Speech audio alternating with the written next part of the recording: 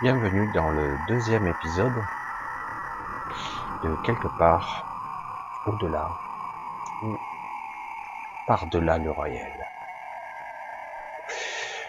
Donc n'essayez pas de régler ici quoi que ce soit. Pendant le temps où vous regarderez cette vidéo, restez attentif, car peut-être ici, vous comprendrez ou réaliserez que ce qui est, tout ce qui paraît, n'est pas du tout ce que l'on croit. Le réel, l'irréel, l'imaginaire peut parfois être bien trompeur.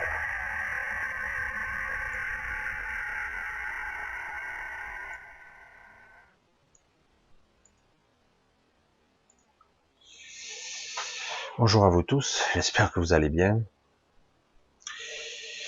Je vais essayer de faire encore une fois un petit peu un hors-série, je vais le dire ainsi. Un hors-série sur une histoire que bien souvent je n'ai pas trop développée. J'ai essayé ici d'expliquer dans une autre vidéo l'histoire de la bipolarité et de l'être qui l'incarnait le plus, qui a existé il y a des temps immémoriaux, si le temps existe quelque part. Donc l'histoire de l'être bipolaire. L'être bipolaire n'a pas toujours été ainsi tel qu'il est, une structure d'un être beaucoup plus ancien que ce royaume-ci, beaucoup plus ancien. L'être bipolaire a été un être scindé en deux lui aussi il y a bien longtemps. Donc je l'ai déjà raconté, mais je vais essayer de résumer un petit peu pour pouvoir continuer à aborder ce thème qui est très complexe et pourtant très d'actualité puisqu'il est aujourd'hui au centre de notre royaume, de notre réalité, de notre polarisation qui fait que notre monde est ce qu'il est et malgré tout très déséquilibré.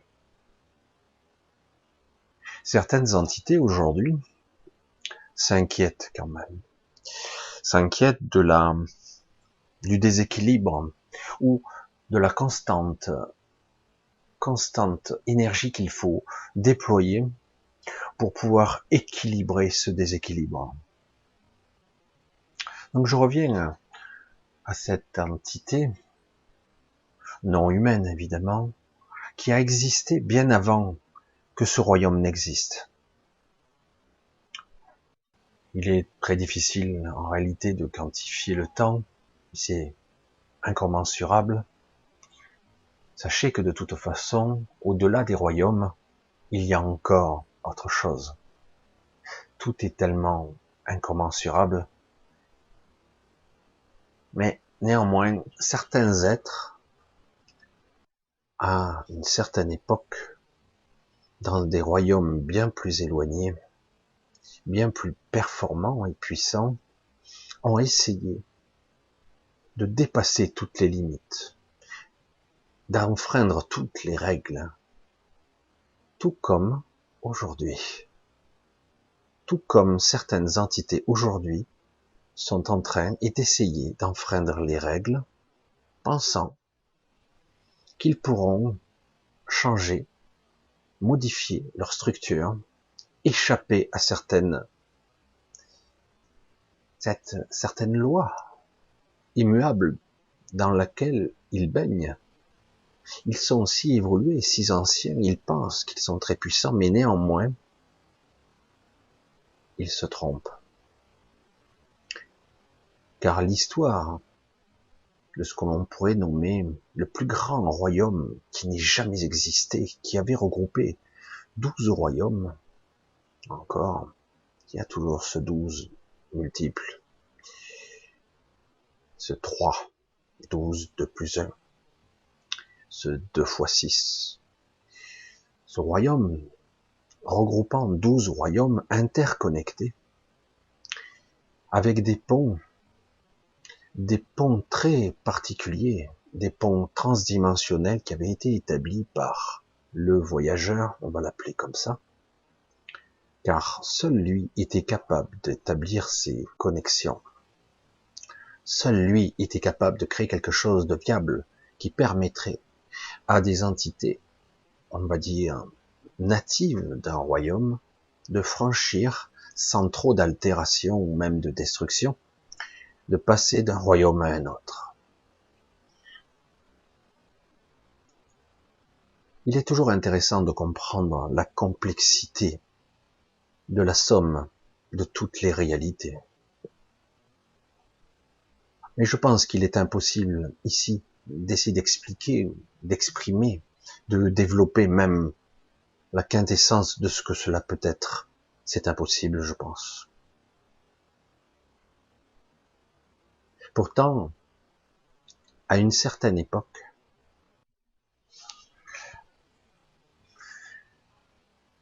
quelque chose d'improbable s'est produit. Quelque chose d'incroyable. Quelque chose d'incommensurable. La fusion de deux êtres, la fusion de deux entités au niveau le plus basique et le plus essentiel.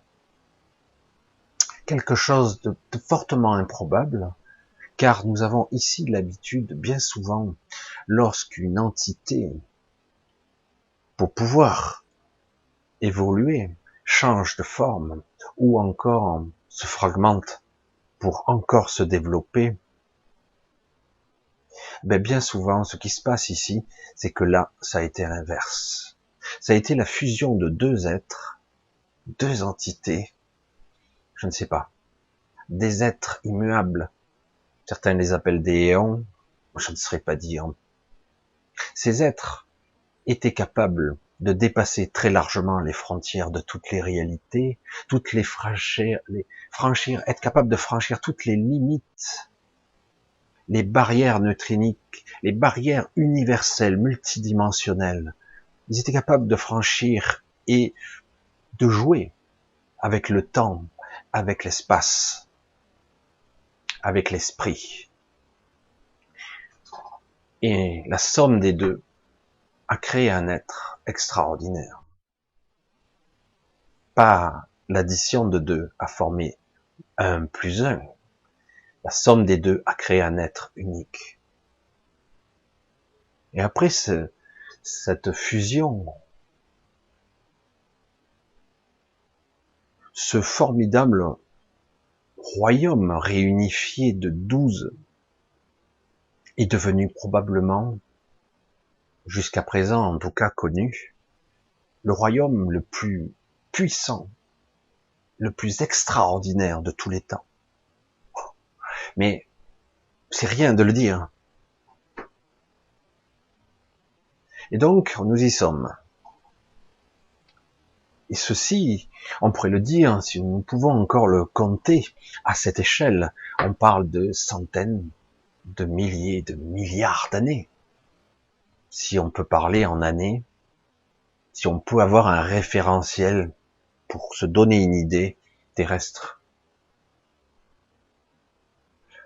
Le temps était différent, c'était une autre époque,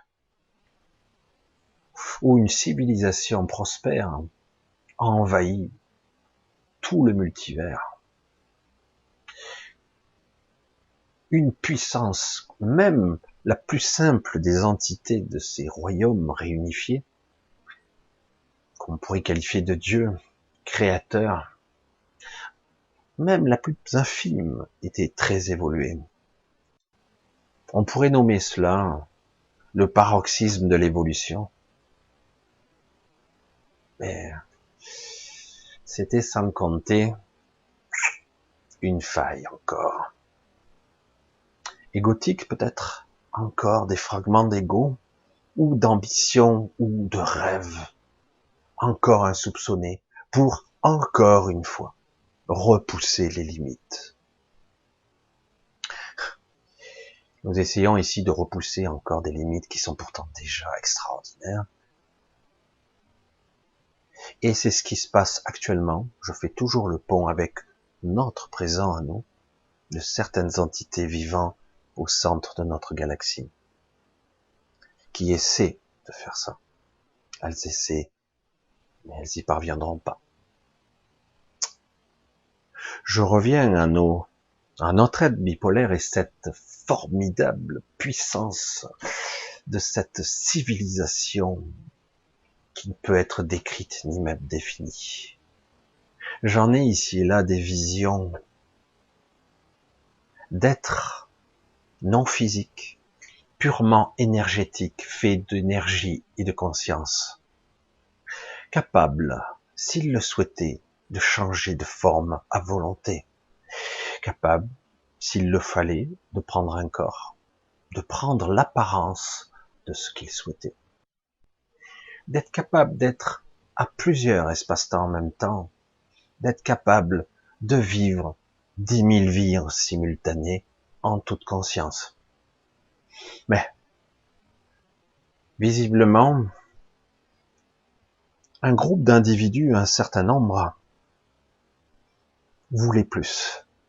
Parce que ça faisait très longtemps que quelque part, on ne peut pas dire que cela stagnait, parce qu'il y avait tant à faire. Donc un petit groupe avait décidé d'essayer, tant bien que mal, en y réfléchissant, en calculant, en essayant de maîtriser ceci, de faire fusionner non pas deux entités supérieures, deux êtres éons anciens et très puissants, mais une vingtaine. Une vingtaine. Pourquoi 20? Parce que ces êtres-là étaient comme une sorte de... On les nommait les gardiens, en fait. Ils n'avaient pas grand-chose à garder, en fait. Mais du coup, ces entités très puissantes, probablement les plus puissantes, juste après l'être bipolaire, avaient décidé, peu à peu, de mettre sur pied un concept, une modélisation, une mise en forme d'une entité unique à partir d'eux-mêmes. Ils savaient qu'il était probable que cela changerait pour toujours et définitivement la face de ce ou de ces royaumes réunifiés.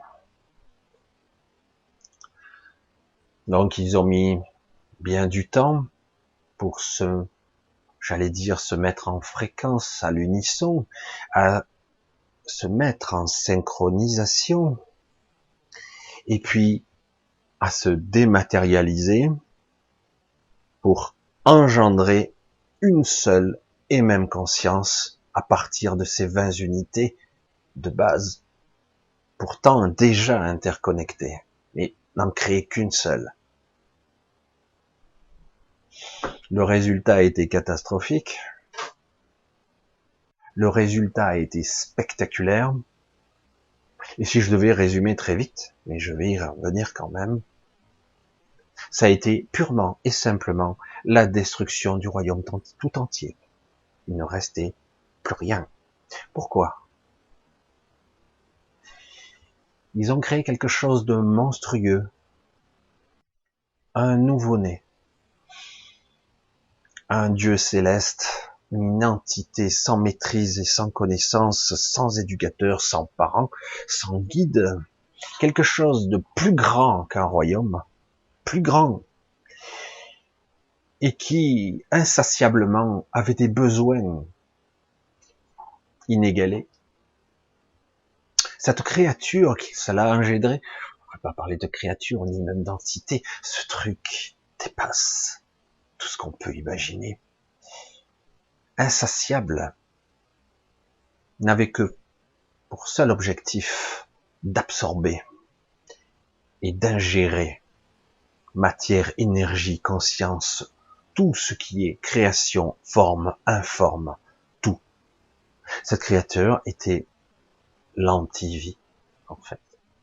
L'inverse de la prolifération de la vie, ou de l'expansion de la conscience, c'était l'inverse. Elle absorbait absolument tout sur son passage. Les dégâts ont été considérables, et une seule entité a quelque part réussi à contenir, mais à peine en s'affaiblissant, C'était l'être bipolaire qui avait réussi tant bien que mal. Elle n'était pas au niveau, mais elle parvenait néanmoins à se maintenir hors du temps, dans une sorte d'endroit où plus rien n'existait, mais néanmoins cette créature, ou qu'importe le terme, continuait ses ravages.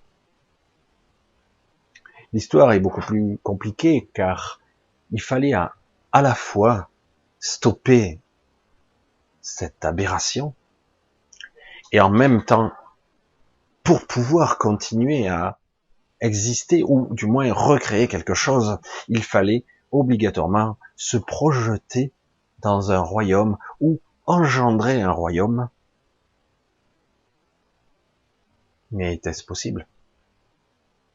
Comme je l'ai déjà dit dans ma première vidéo, si un être de ce niveau, de cette magnitude, un être bipolaire, devait se projeter dans la réalité d'un autre royaume, il y aurait conflit immédiatement.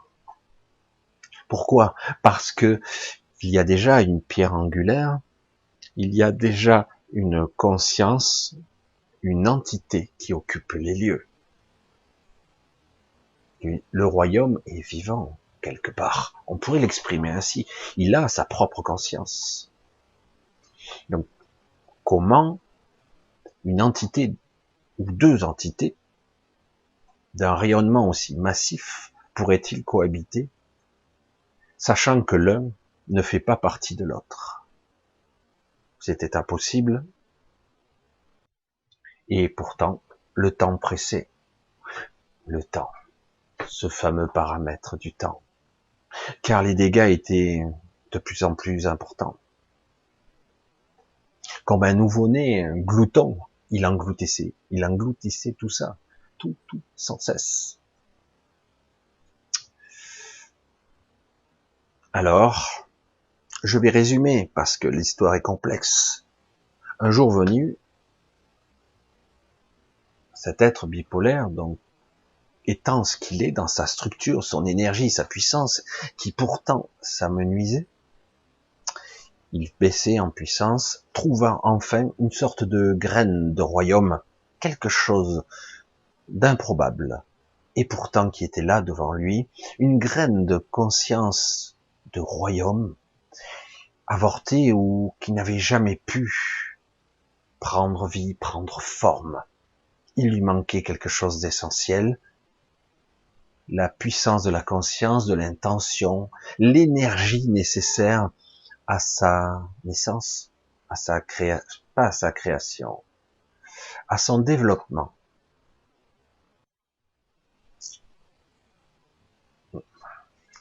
Donc, il n'y avait plus trop le choix.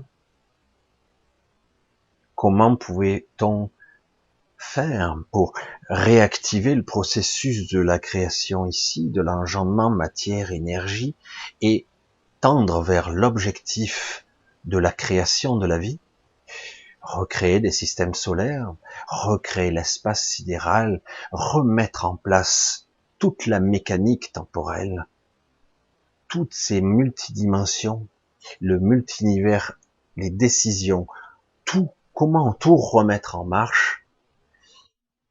Ils ont été obligés, je dis il, lui, ou il, eux. L'être bipolaire qui avait été si longtemps un être unique, fit le choix à nouveau de se scinder, quoi. Du coup, cela créa à nouveau deux entités distinctes, bien plus faibles. L'une qui était la pierre angulaire, qui devait être la pierre angulaire, qui l'avait toujours été, qui, dans chaque royaume, il y a un être, une entité qui porte la voûte céleste, et l'autre qui était en fait l'entité, le voyageur, celui qui raccordait, reconnectait les royaumes entre eux. Le voyageur eut comme rôle un peu ingrat de protéger, d'englober la pierre angulaire, car il était nécessaire de l'insérer dans la graine. Évidemment, ma vision est un petit peu étrange, mais je vois pas comment l'exprimer autrement. Il l'a donc inséré pour qu'il y ait une pierre angulaire, pour que manifestation puisse se faire. Et lui-même se projeta dans le futur presque improbable de cette graine, et en espérant que cela ait marché, il se projeta dans ce futur bien longtemps après, et constata qu'en fait cela avait fonctionné. Un univers vaste et varié commençait à se développer, le nôtre, notre royaume, et il put voir bien plus tard l'émanation de la pierre angulaire, car la pierre angulaire doit impérativement exister en tant qu'être incarné à l'intérieur de ce que l'on pourrait nommer une matrice. Donc il a pu la voir, la constater, il voyait qu'elle s'était intégrée. Elle avait en partie oublié qui elle était. Elle se transférait sans cesse, sans relâche, dans le corps de son propre enfant. Sa vie était très longue, elle vivait beaucoup plus longtemps, elle avait une espérance de vie très très longue. Elle pouvait vivre des milliers d'années. Et à un certain stade de son évolution, le besoin se laissait devenait imposant, elle devait se transférer dans un autre corps pour mettre en application un cycle immuable de la vie et de la mort et ainsi maintenir la cohésion de ce royaume. C'est très complexe. Ainsi, elle mettait au monde chaque fois une fille, et elle s'incarnait dans son propre enfant. Ainsi, la mère décédée, un corps, une coquille vide, et ainsi de suite, la fille grandissait, vivait de façon immuable, reprenant un autre caractère, une autre personnalité, et peu à peu, au bout de 37 générations ainsi, elle a fini même par oublier ses origines de l'être bipolaire. Pourtant, les stigmates étaient en elle, un manque, un vide était là, comme une incomplétude. C'était ainsi. Mais qu'est devenu le voyageur durant tout ce temps? Il a pu revenir et se projeter pour voir que ceci se déroulait bien. Mais son objectif à lui, en revenant dans un temps zéro très particulier où la destruction continuait, il devait faire face à une entité ravageuse qui absorbait royaume après royaume. Mais que pouvait-il faire face à une telle puissance, sachant que la sienne avait fortement diminué? Alors il a essayé, tant bien que mal, de trouver des astuces ici et là, d'absorber et de devenir plus puissant. Et en fait, la seule solution qu'il put trouver, c'est d'essayer une fusion ultime, pas pour créer un autre être plus puissant, mais pour détruire et anéantir cette aberration, cette anomalie, qui se recyclerait en autre chose s'il parvenait à ses fins. Donc son but était de parvenir à devenir la conscience informe originelle pour intégrer peut-être cette entité et ou prendre le contrôle ou la détruire de l'intérieur. Car de toute façon, ce nouveau-né cosmique, on peut l'appeler comme ça, cette entité cosmique sans conscience réelle, plongerait vite sur sa proie en voyant la gourmandise qui était sa tête, ce voyageur. Et c'est ce qui est arrivé. Ça ne s'est pas passé très très bien. C'était très conflictuel intérieurement. Cela a stoppé temporairement la gloutonnerie de l'entité. Et au finish, une grande destruction s'opéra, éparpillant ici et là conscience, énergie et aberration indescriptible. Et on se demanda bien longtemps qu'est-ce que le voyageur devenu? Est-ce qu'il vraiment lui aussi, est-il possible qu'un être de ce genre puisse mourir en fait? Une véritable mort, une véritable destruction complète et totale. Est-ce que c'était possible d'abord? Hors du temps, hors de l'espace, hors de tout royaume, dans une sorte de vide où les connexions avaient été déjà en train de se restaurer, parce qu'il y avait eu beaucoup de destruction dans ces lieux. Le voyageur reprenait peu à peu, se réassembler quelque part. Et le jour venu où il décida d'essayer de réintégrer, dans le but peut-être de recommencer une fusion avec sa moitié, j'allais dire, qu'il avait vécu tant de choses. Il réintégra, tant bien que mal, faiblement, la réalité dans laquelle la pierre angulaire était, et il constata que bien du temps s'était écoulé, et que il n'était pas le bienvenu. Il n'était pas le bienvenu, et pour cause, même affaibli, même diminué, même avec des parties de lui en moins, il restait une menace.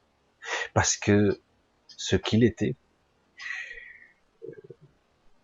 n'était pas compatible désormais, puisque tout ce qui était, tout ce qu'il vivait, tout ce qui se superposait à ses sens, à sa réalité, ben ce n'était plus lui.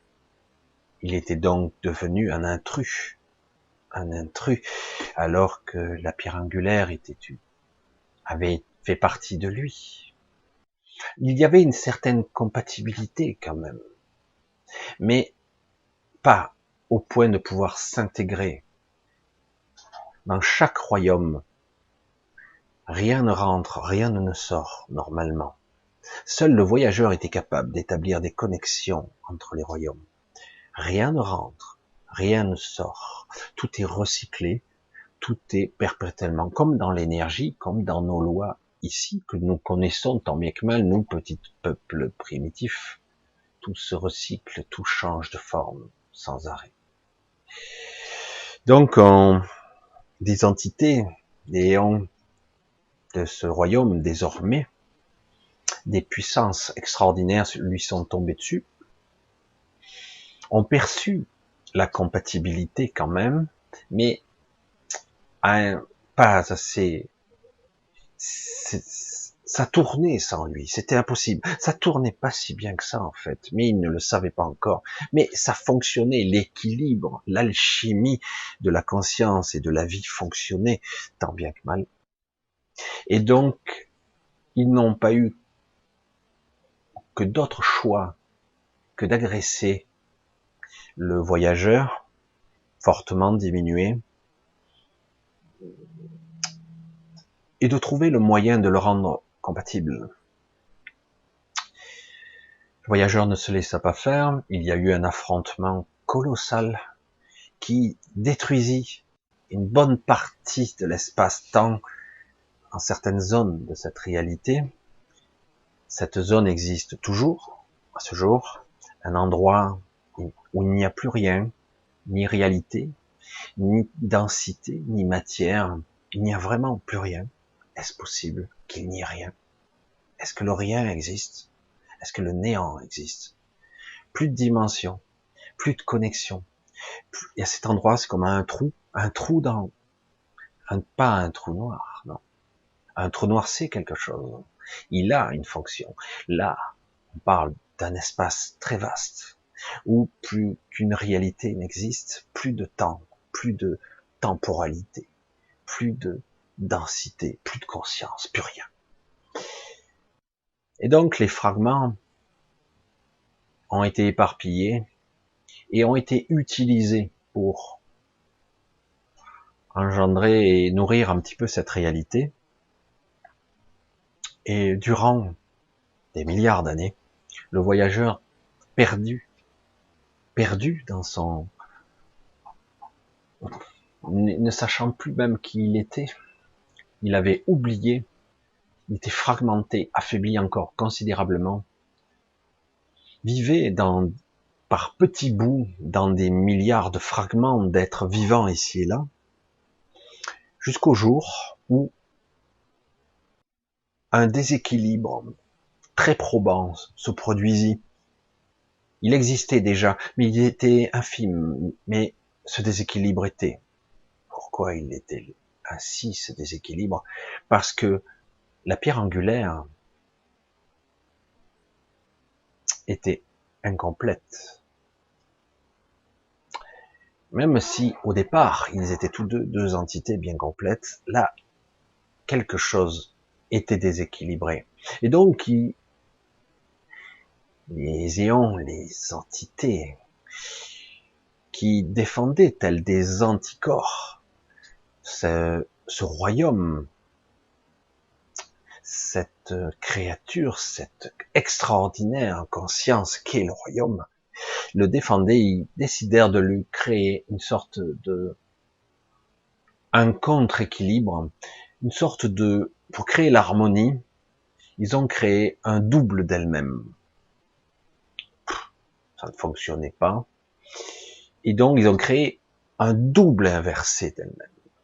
Ils ont essayé plusieurs fois, plusieurs tentatives, pour créer l'équilibre. Puis finalement, ils se sont dit, le seul moyen, quand ils ont créé le double inversé, ils disaient, tiens, ça va nous laisser assez de temps pour créer autre chose. En attendant, on va laisser ça. Donc ils ont créé une sorte de clone d'elle-même, parce que la pierre angulaire a toujours été une énergie féminine. Elle s'incarne que dans des femmes, toujours. Et elle ne passe jamais par le stade de l'après-vie. Elle vit, elle saute d'une vie après l'autre. Et donc, ils ont créé une sorte de double inversé. Si c'était une femme, donc le double était un homme. Et si elle avait des tendances à la vie, à la création, à la prospérité, lui était tout l'inverse. Bienvenue dans le monde, dans l'univers même de la dualité. Donc, tout un aspect du royaume était devenu polarisé. Alors, tant qu'il y a un équilibre, tout marche bien. Toute la manifestation était devenue polarisée, le bien et le mal, la lumière et les ténèbres. C'était, ça y est, ça fonctionnait sous le modèle que nous connaissons aujourd'hui. Et c'était même extrêmement riche, d'ailleurs. Étonnant. Comment, par hasard, en tâtonnant, en essayant de créer quelque chose pour maintenir la structure en place de la manifestation, on avait pu créer quelque chose qui était intéressant, parfois très violent, parfois magnifique. Mais au jour d'aujourd'hui, le temps a passé, des milliards d'années ont passé,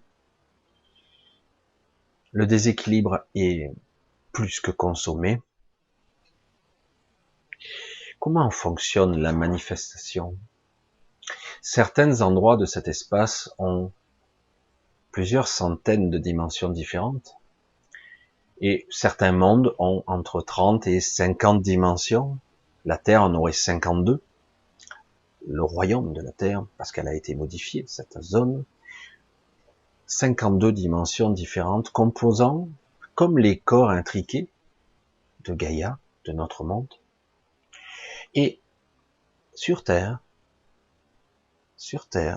vit une femme qui ne sait pas ce qu'elle est, qui ne sait pas, elle sait qu'elle est différente, elle a des aptitudes particulières ou des sensibilités particulières, une communion particulière avec la nature, elle a une communion particulière avec, j'allais dire, l'âme de Gaïa,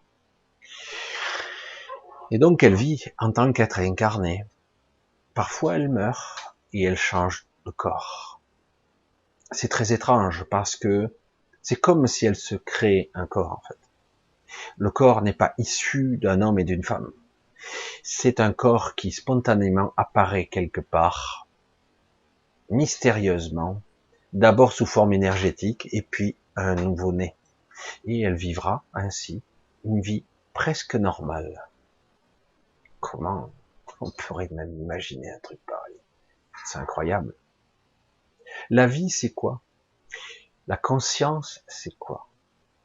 Comment ceci fonctionne, interagit avec la pierre angulaire, la manifestation, la co-création du regard et des intentions de tous les êtres vivants.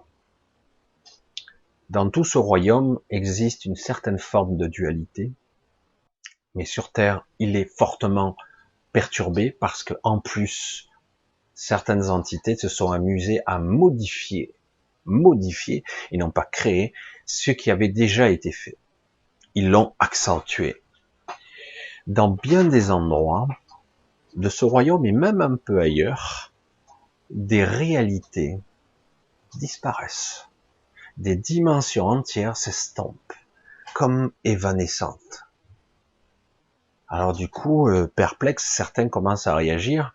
Qu'est-ce qui se passe? C'est l'anomalie que monsieur le démiurge, comme certains l'amusent, peut-on l'appeler de cette façon-là? Il a bien d'autres noms, hein. C'est un ancien. Non, le malaise existait déjà. Il a juste été accentué. C'est même pas lui. Du coup, il y a des discussions étranges, multispectrales, comme je dis souvent, qui s'opèrent aussi bien dans certains mondes de l'astral, dans certaines visions des réalités mentales, ou dans la manifestation de ce qu'on pourrait appeler la supraconscience. Des conversations extraordinaires qui ne sont pas avec des mots, évidemment, pour comprendre enfin ce qui se passe. Certains avaient oublié tous les dérèglements et toutes les anomalies. Ils ont bien été obligés de puiser dans leurs souvenirs, dans leur mémoire, parce que la mémoire est stockée. Tant que l'entité royaume existe, la mémoire est préservée. Donc on continue, et on s'aperçoit que certaines réalités disparaissent, elles s'évanouissent, et d'autres sont envahies par une manifestation qui n'a pas de cohérence, une manifestation qui ressemble plus à une pestilence, à quelque chose qui est sans forme, mais qui est pourtant de la matière. C'est plus ou moins conscient, mais très primitif, et ça ne fonctionne pas. Pourquoi? Qu'est-ce qui se passe?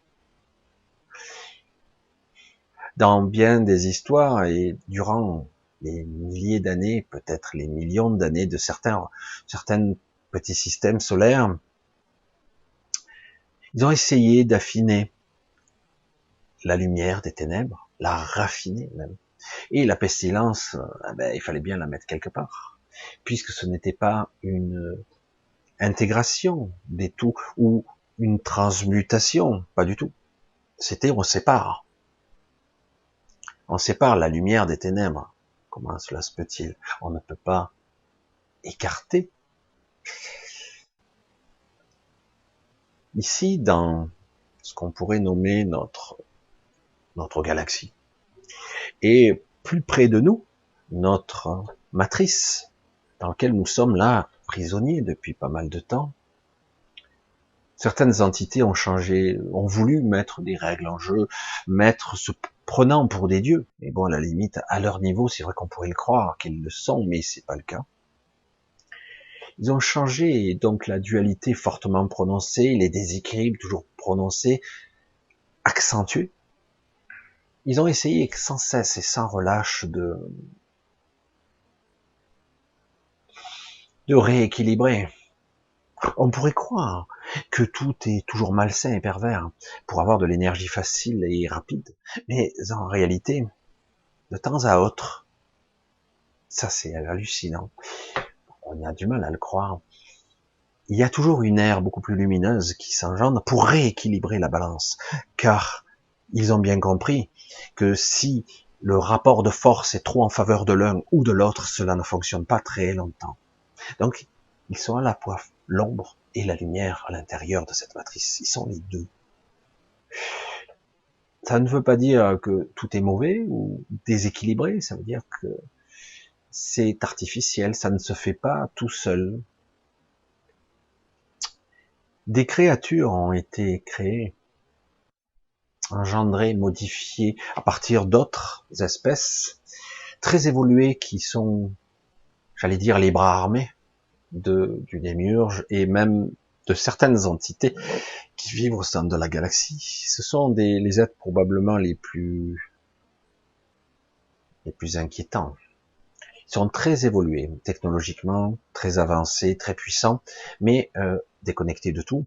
Ce sont des machines organiques, des portails organiques, d'une puissance énergétique, mentale hors norme, et ils sont là pour maintenir le statu quo. Et ces créatures ont foutu un petit peu la pagaille pour une raison bien simple. Ils se sont bien rendus compte. Parfois, pour corrompre facilement, il y a plusieurs options. L'humain le fait très bien. L'argent, le pouvoir, le sexe, tout en même temps. Et puis du coup, ou la menace. On crée une addiction, on menace de la supprimer, mais c'est jamais parfait parce qu'on n'a jamais, à tout moment, on peut s'attendre à être trahi par ce genre de méthode ici. Ça semble simple pourtant. Donc ils ont trouvé le moyen, parce qu'ils avaient carte blanche pour pouvoir faire en sorte que cette polarisation continue perpétuellement. Donc ils ont créé des êtres comme eux. Donc quelque part, ils modifiaient la structure. Ils modifiaient la structure de ces gens.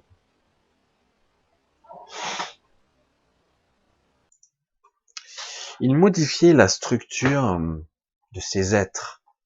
Imaginez, vous allez sourire, vous prenez un homme politique, il devient puissant, on le choisit en fait, on le coach, et il ira jusqu'au pouvoir pour amener des stratégies pour ces êtres supérieurs qui normalement sont les bras armés ou les yeux et les oreilles des entités au centre de cette galaxie, et y compris sont utilisés aussi pour le démiurge parce que quelque part ils jouent la même partition, hein. Mais comme la réalité s'effrite en ce moment, et c'est très délicat, la pestilence envahit certaines dimensions, ça grince des dents, comme on pourrait dire ici. Il y a de temps en temps des incursions de civilisations qui viennent parce qu'ils ont pour mission de surveiller et de vérifier que tout se passe comme il faut, malgré qu'ils soient pas assez, ils n'ont pas la compétence, entre guillemets, de changer les choses, ils s'aperçoivent de l'aberration. De temps en temps, ils interviennent, ils corrigent quelque chose, mais pas plus. Ils n'ont pas le droit d'intervenir plus que ça, d'ailleurs. Donc, on s'est aperçu qu'en fait, ça ne fonctionnait pas si bien que ça. Où je veux en venir, c'est assez compliqué. Mais le système de la création et de la manifestation fait en sorte que si vous créez un petit peu trop d'être déconnecté et que d'un coup vous prenez un président ou un futur président ou un président d'un groupe, d'un lobby ou et que vous le modifiez fondamentalement pour qu'il devienne un véritable portail organique, à nouveau, si leur regard sur la réalité s'impose sur le monde, la création disparaît. On pourrait se dire, mais ça va, il existe encore une grande quantité d'êtres connectés qui permettent de maintenir la manifestation. Mais le problème, c'est que les êtres déconnectés, il y en a vraiment beaucoup désormais, parce qu'ils se multiplient. Ils peuvent engendrer d'autres enfants. Même dans certains couples, aujourd'hui, certains sont mariés à des portails organiques, font des enfants qui seront des portails organiques, et la vie s'arrête là. Je parle de la vie, la véritable vie. Si la conscience et la connexion et l'interaction entre conscience et objet connecté, objet véritablement connecté, j'utilise ce terme, mais l'observation, la connexion avec toute chose, ce ne se fait plus, la réalité va disparaître. Et la pierre angulaire est déséquilibrée, car elle maintient la réalité ici. Au-delà, il y a encore une plus grande entité qui maintient tous les royaumes entre eux cohérents, et la pierre angulaire maintient la réalité, la manifestation ici. Et donc, le déséquilibre est fortement prononcé, et comment allons-nous régler le problème? Certains pourraient dire c'est facile, il suffit de détruire les portails organiques et de perpétrer, on va dire, de remettre en place un système avec la connexion à l'entité royaume. Parce qu'il faut impérativement que par intrication, jusqu'à la densification finale, tout se fasse. Si on enfreint les règles, la manifestation disparaîtra et l'entité royaume avec elle. C'est pour ça que c'est complexe. Comment quelque chose d'aussi petit qu'une planète, paradoxalement, une petite matrice, un déséquilibre accentué, pourrait-il, à terme, détruire complètement tout un royaume? Waouh! Évidemment, le diagnostic est posé, le pronostic évident, et du coup, aujourd'hui, les intentions de 6 individus qui ont décidé d'enfreindre les règles et de compenser les individus qui sont brimés et qui sont abîmés dans cette matrice, nous, en l'occurrence, les êtres conscients, les êtres connectés, même si la connexion est bien lointaine quand même si on l'aperçoit. Et ben du coup, ils se sont dit, on ne peut plus se maintenir car le risque est trop grand, alors que certains continuent dans leur vision et disent, ce n'est pas important. Ils croient, ils sont persuadés qu'ils pourront survivre quand même si l'entité royaume devait être détériorée ou détruite. Ils pourront exister parce qu'ils l'ont prévu ainsi, mais en fait, absolument pas. Je ne sais pas si vous me suivez dans cette histoire un petit peu étrange, mais c'est très complexe en fait. Il y a un conflit actuellement qui s'opère, et le cœur du conflit est sur Terre. Il est en jeu. Ça date pas d'aujourd'hui. C'est vrai que pour nous, ça semble une éternité, mais en réalité, ça ne fait que peu de temps que le problème est aussi prononcé. La polarisation, la dualité ici, elle est incroyable. Vous le constatez chaque jour. Vous voyez que des gens sensés, des gens que vous connaissez, vous pouvez leur parler, ils n'entendent pas. Vous pouvez leur expliquer, ils disent qu'est-ce que tu racontes comme connerie? Ils disent non. Ils sont verrouillés sur une pseudo-réalité et ils veulent pas en démarrer. Ils veulent pas en sortir. C'est pour ça que c'est très compliqué. Il y a énormément de disputes actuellement entre couples, entre amis et entre relations, même au travail. Certains, ils aiment pas les hommes politiques, mais en aucun cas ils iront jusqu'à dire, ce sont des entités, machin. Il n'y a pas de connexion, la réalité. Tout est en jeu. La fin du monde est peut-être au bout du... Pour nous, c'est peut-être la fin de paradigme. Mais c'est bien plus qui est en jeu là. Bien plus. C'est pour cela que, malgré les apparences, ce n'est pas terminé. Parce que le voyageur, cet être qui devrait refusionner, mais qui ne pourra plus refusionner avec la pierre angulaire, car il y a désormais incompatibilité. On pourrait se dire, ben c'est foutu, quoi. Pas tout à fait. Il y a incompatibilité, mais connexion est possible à un niveau énergétique, à un niveau de la conscience, une connexion, plus une fusion, mais plutôt une symbiose est possible de cet être, de ces êtres qui sont les plus anciens de l'univers, les plus anciens du royaume, qui sont en fait, à l'origine même de tout ce qui existe. Le problème, c'est que comment cela pourrait-il fonctionner? Parce que, qu'on le veuille ou non,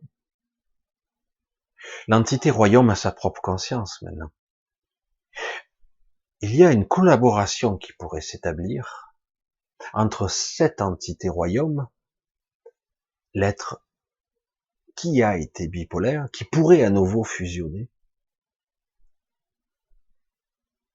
qui pourrait à nouveau, de façon plutôt symbiotique, se greffer aux voyageurs pour créer un système tripartite, une sorte de trinité, une gouvernance sur de multiples niveaux où chacun aurait ses compétences.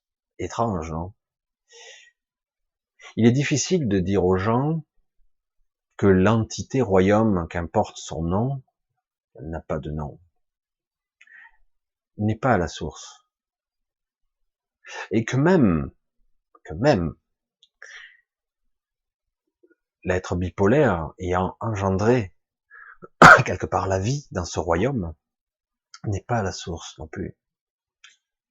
Car il y a bien des royaumes, et au-delà, encore autre chose, bien au-dessus. La source est bien plus vaste encore. Aujourd'hui, nous n'avons pas encore la clé et la compréhension, la capacité de comprendre ce qu'est la source qui coule en nous, la source qui coule dans toute chose en fait. Mais certains prétendent que non.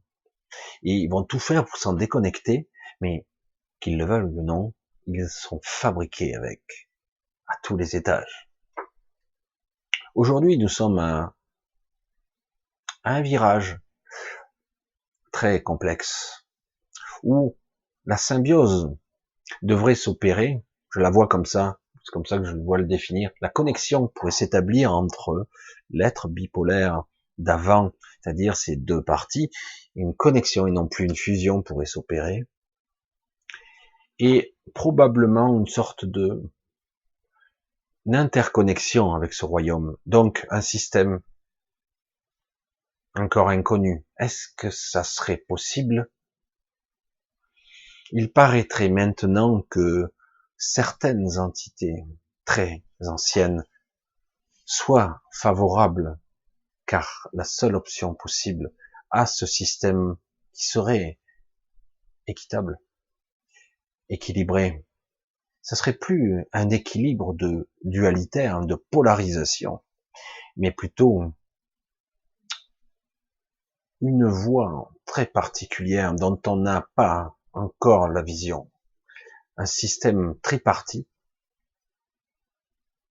qui serait tantôt à gauche, tantôt à droite, tantôt dans l'ombre, tantôt dans la lumière, qui serait là constamment en contrepoids pour créer un équilibre étrange, mais qui semble, ou qui semblerait en tout cas être la solution. C'est ce que j'ai pu percevoir, et c'est ce qui va peut-être essayer d'être mis en œuvre ici. Ça va pas se faire sur quelques décennies, Et surtout, ça va se faire sur de multiples phases et temporalités. Donc, si cela se produisait, il est possible qu'on s'en souvienne pas tout à fait, car même nos consciences, nous sommes faits de ça, seront altérées, modifiées. De quelle façon, nous ne le savons pas. Étrange, hein, complètement farfelu comme théorie, complètement absurde. J'ai essayé ici d'expliquer avec des mots simples quelque chose qui franchement ne devrait pas être, c'est impossible à définir.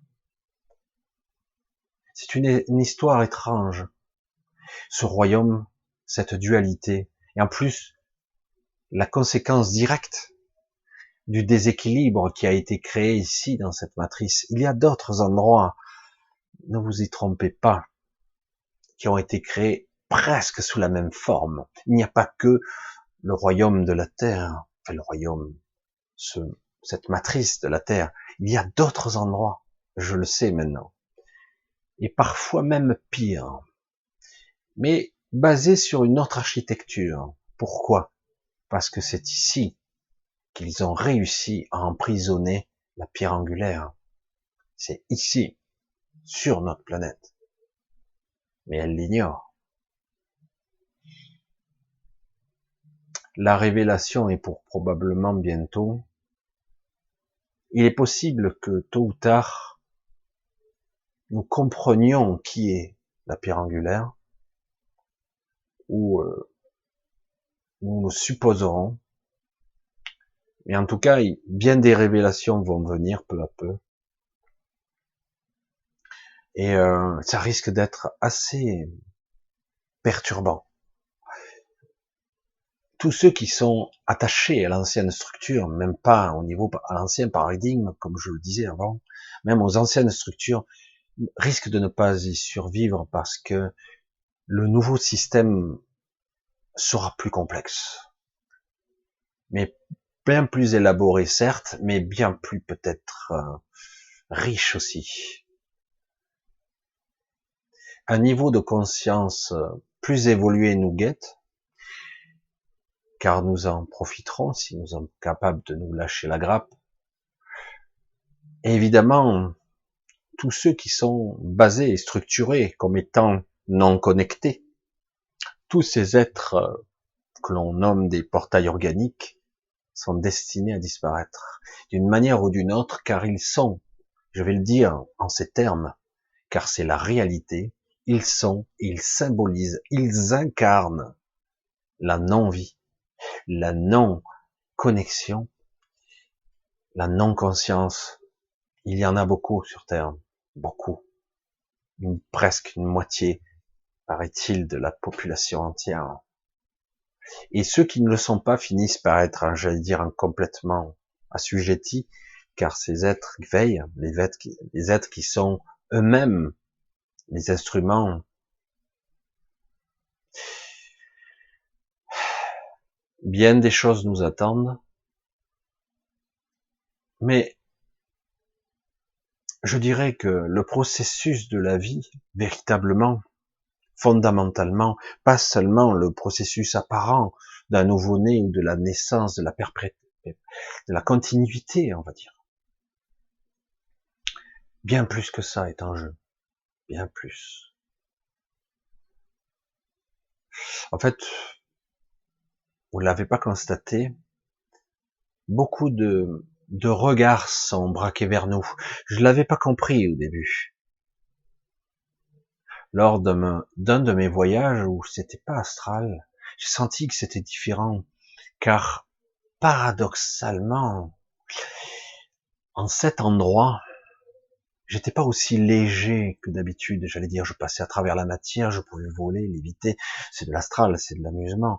Non, là, je ne parvenais pas à me déplacer facilement, tellement c'était pénible. Et j'ai pu approcher certains de ces êtres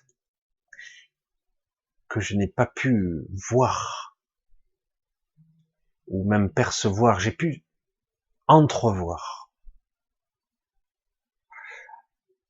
Ils m'ont fait comprendre que bientôt, ça serait des moments de gros changements et que certains d'entre nous seraient appelés probablement, et j'ignore sous quelle forme, à aider, à soutenir, tels les piliers de lumière que j'ai déjà vus, qui soutiennent et sous-tendent la voûte céleste, la soulagent. Nous verrons ça un peu plus tard, c'est assez compliqué, très complexe. C'est une vidéo un petit peu hors série, un peu étrange. Il y a beaucoup de choses bizarres que je ne sais pas comment toujours exprimer. J'essaie de le faire au mieux, avec des maigres mots, pour nommer des choses qui ne peuvent pas l'être, qui peuvent sembler délirantes, et qui pourtant ont tout leur sens aujourd'hui. Je vous dis à très bientôt, je vous remercie pour cette attention. Pour samedi prochain, si vous souhaitez poser vos questions, je le dis, n'hésitez pas, c'est par mail.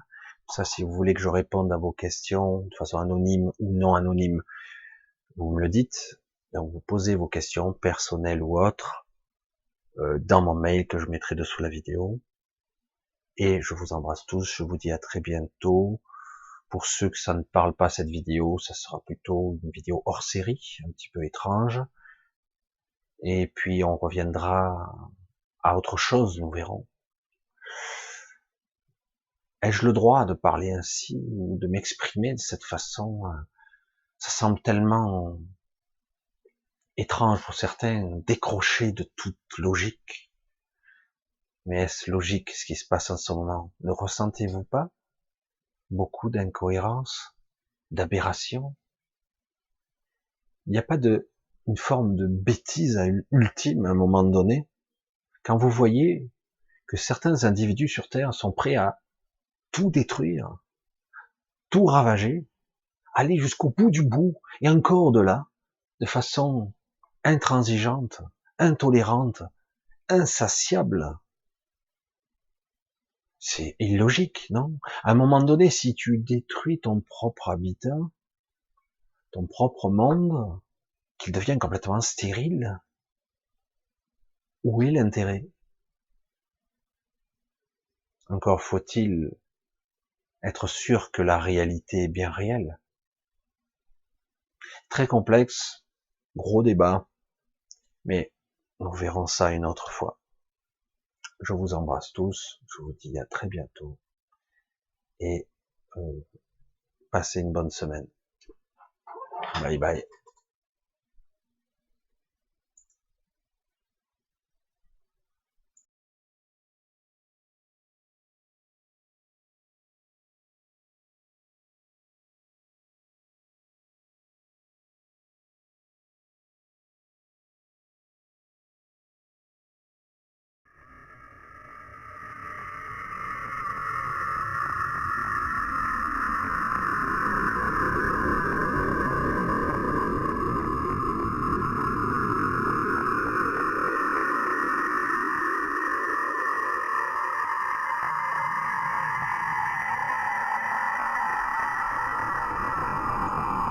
Je vous rends le contrôle de votre téléviseur.